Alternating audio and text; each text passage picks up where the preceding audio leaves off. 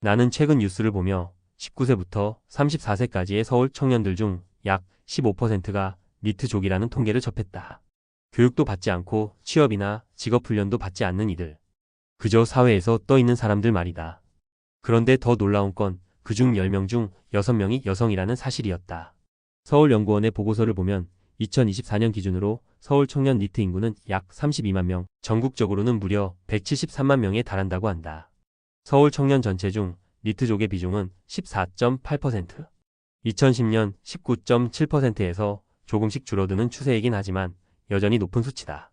더 구체적으로 보면 서울 여성 니트 인구는 약 18만 명이고 남성은 약 14만 명이다. 이를 비율로 따지면 서울 여성의 15.6%, 남성의 13.9%가 니트족으로 추정된다.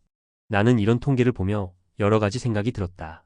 무엇이 이렇게 많은 여성들을 니트족으로 만들었을까? 보고서를 더 읽어보니 니트족의 유형 중 가장 많은 비중을 차지하는 것은 비구직 휴식형이었다.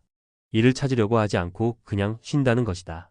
무려 41.9%가 이 유형에 속한다고 한다. 일을 하겠다는 의지조차 없는 것이다. 진로 역량이 부족하다는 평가도 있었다.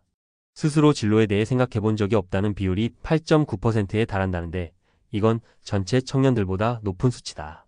또한 청년 니트족이 늘어나는 데에는 늦어지는 졸업과 취업도 한몫하고 있었다. 전국 15세에서 29세 청년, 대졸자의 평균 학업 기간은 51.8개월, 취업에 걸리는 시간만 11.5개월이었다.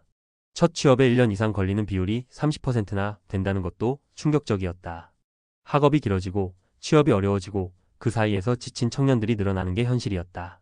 하지만 나를 더 걱정하게 만든 건 이 니트족 청년들이 겪고 있는 정신적인 고통이었다. 지난해 서울 청년들 중 12.8%가 자살을 생각해 본 적이 있다고 한다.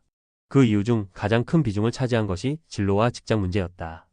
26.4%가 이 문제 때문에 자살을 고민했다는 것이다.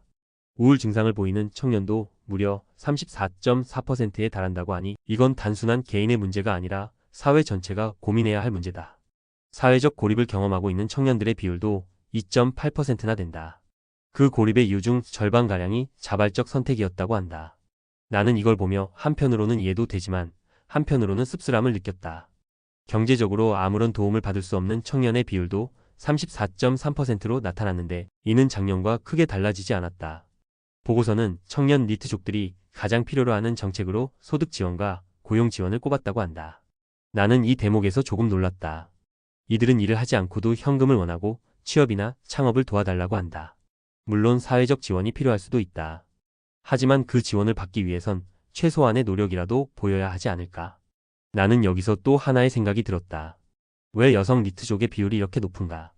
단순히 졸업과 취업이 늦어지는 것만으로 설명되지 않을 것이다.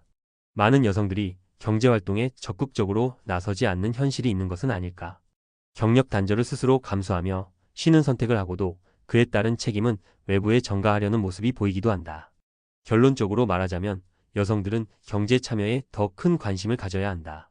스스로 선택한 단절과 휴식을 인정하고 필요 이상의 권리를 주장하기 전에 사회의 책임을 묻는 방식에 대해 다시 한번 고민해 볼 필요가 있다. 결국 개인의 선택에는 그에 따른 책임이 따르는 법이다. 사회는 그 책임을 덜어줄 수도 있지만 무조건적인 지원이 해결책은 아니라고 본다. 니트족 문제는 개인과 사회가 함께 풀어나가야 할 숙제일 것이다.